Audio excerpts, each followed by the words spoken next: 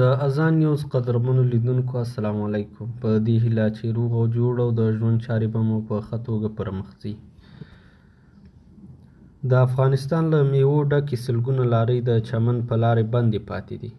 د افغانستان د سوداګرۍ او صنایعو خونه وایي چې افغان سوداګرو د پاکستان د تعرفې د لوړولو له امله په تازه میوو بار سلګونه موټر له دغه هیواد سره د سپین بولدک چمن پر پوله درولي دي.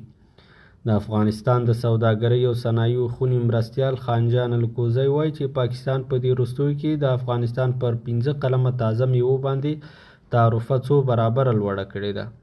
الکوزي وویل چې پاکستان تر دې مخکې کله ناکله د آر ډي ټکس په نوم مالیه اخیستله، خو د نوموړي په وینا افغانستان تر دې مخکې له یادې تعرفې څخه معاف و.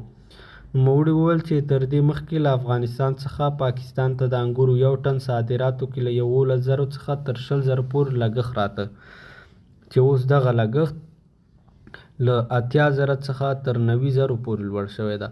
د ده په خبره چې پاکستان د یاد کار له امله افغان سوداګرو له تېرو څو ورځو را په دې خوا تازه میوو بار سلګونه موټر له دغه هېواد سره پر پوله درولي دي.